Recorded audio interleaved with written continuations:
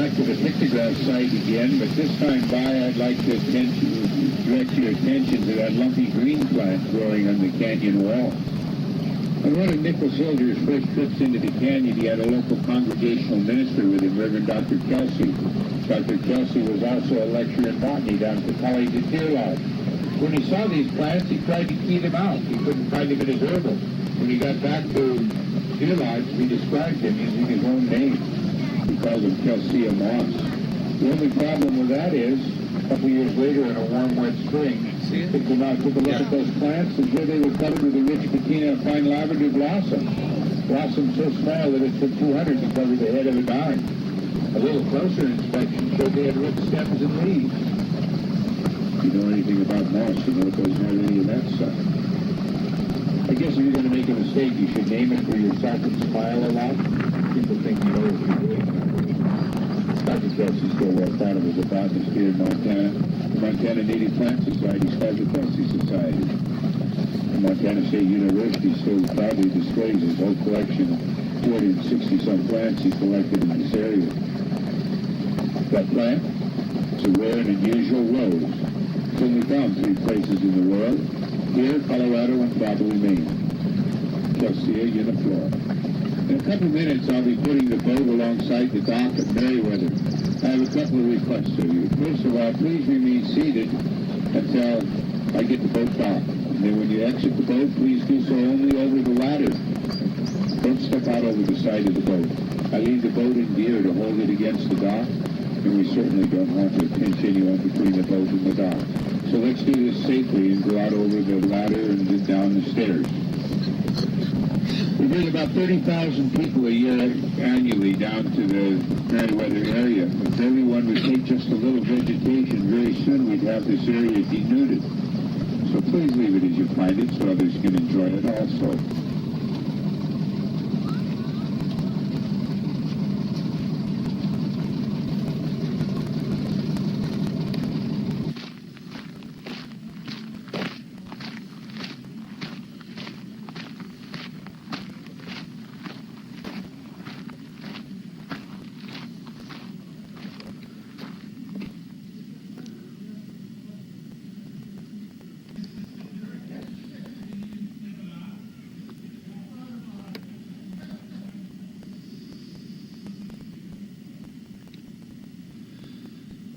Well, the boat's going to leave without me, so I need to get going. God bless you guys.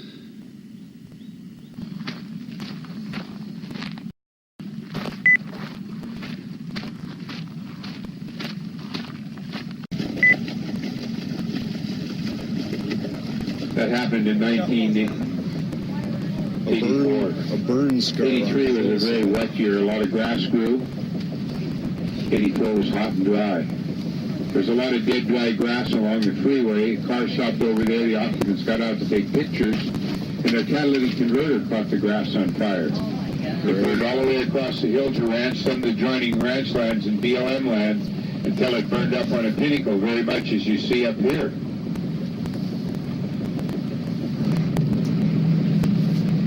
Firefighters relaxed a little. They thought they had the fire out. However, one of the strong afternoon winds came up and blew the fire all the way across the river. Wow. Burned another 3,000-acre horseshoe over there in the wilderness. We look up there and think that's pretty ugly, and that's true, but fire does have a role to play. It allows organisms an opportunity to prosper that don't do very well in an old-growth forest. That doesn't make it any easier for us to look at, however.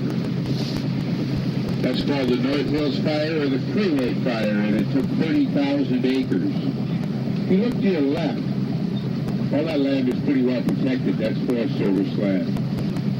To your right, it's almost all private land.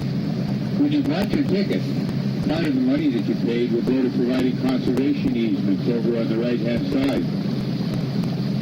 For that, we thank you very much. The river should stay as you see it for a very long time. Enjoy your trip upriver.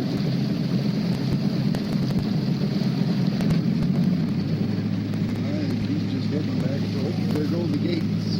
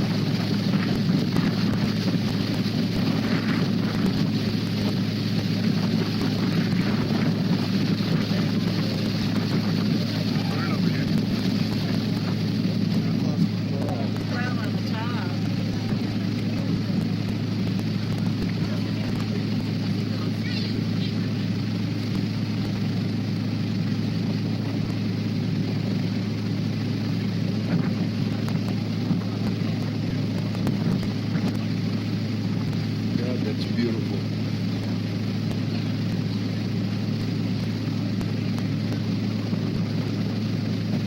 I love it.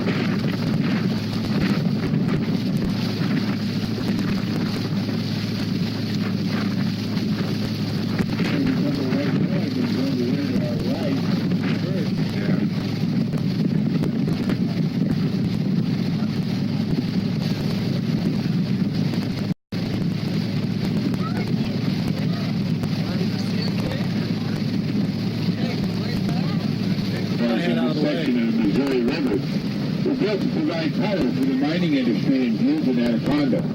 In the process, the Helena Valley also got electricity. The first dam constructed was built upstream through that notch in the canyon wall, about 6 miles. Called Hauser Dam, after our last territorial governor, Samuel Hauser. Well, I hope he was a better governor than that dam was a dam. First Hauser Dam only lasted 14 months. A pretty flimsy affair was built out of large timbers and sheet metal. The day the dam failed, the Hilger family was over there in their yard doing a little spring cleaning. Two of their cousins, Art Sperry and Gus Doherty, were digging a well. They just changed jobs. Art was down in the ground, and Gus was turning the windlass. All of a sudden, Gus started yelling, "Arthur, get in the bucket! Art, get in the bucket!" Art didn't want to get in the bucket. The hard job was turning that windlass. He just done that. Then he felt the ground tremble. He jumped in the bucket and Gus started turning the windlass furiously. Cranked him right over the top of the wellhead and dropped him on the ground. Art stood up and was going to say something to Gus, but when he did, he looked upstream and saw a wall of water chasing a flock of pelicans and seagulls downstream. About 20 feet high, the wall of water was. They made a run through the yard. They gathered up the kids, dogs, and wives, not necessarily in that order. They wound up standing on another round knob of the hill. They watched in horror as that wall of water hit their barn. Proof a pile of sticks in it was great cause. The next thing I know was their house. It just lifted the house up off the foundation and floated it away. It came floating down past where the marina is, past the Jason rocks, into a huge void there at the mouth of the canyon. This had been a free-flowing the river now was a lake. Some of that water was finding its way into the canyon at that time, and the house just made one turn through that whirlpool and floated off over there toward American Bar. All this time the family was watching in horror. The house floated all the way along American Bar, over in front of the Great Cliffs, across the old hayfield, and it came to rest, about 25 feet from where it started. They didn't understand that. When the water went all the way down, they went down toward the front door, opened, looked inside. Here was another yard fence post sticking up through the living room floor. That's at the top of the house. The house wasn't in too bad a place, so they sawed that fence post off, leveled up the house, went back to living in it. A couple of years later, Andy Wilson, Nicholson's son, heard that they were building the second housing dam. He started building his new house. When you go back through the ranch yard, look off to your right, you can see what he built. A two-story stone house, all the way to the high water mark. But that new dam broke, he wasn't about to go chasing his house around the canyon again. I got that story out of Brian Loser's book while building the herd. The book's out of print, and Brian died last year, so I guess you'll have to take my word on that one. Brian wasn't born when that flood occurred. His brother Dan was the one who was given credit for telling the story year after year. Of course, Dan was only 18 months old when the flood occurred, so I guess you have to take it with a grain of salt. If you want to see the wreck of the Rose, the original tour boat, you can do just that. She was moored over here by those willows when they raised Holter Dam in 1918. When the water came up, Rose went down. She was in a pretty bad state of repair and stayed down until about 15 years ago. The Montana Power Company lowered the water level to work on the dam. The boat club went down to see what they could find in the old Rose. They found a boiler, a steering wheel, and equipment arms. They're piled between the two buildings. You can go visit them if you wish. If you're interested in the area, there's a good video they have on one of the machines up there in the snack bar. It's called The Legend of the Sleeping Giant. If you have a few minutes, you might go take a look at that. We do want to thank you for coming down in the canyon with us today. I hope you had a good time, and if you have the opportunity, please come back and visit us again. Thank you. Thank you.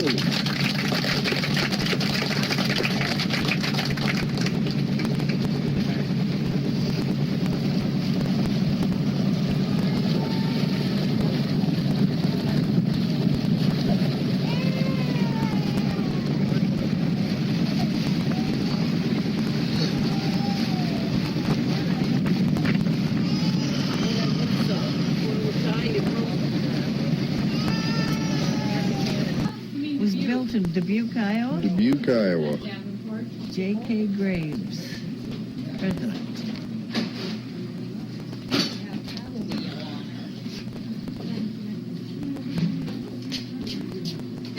You got the keys.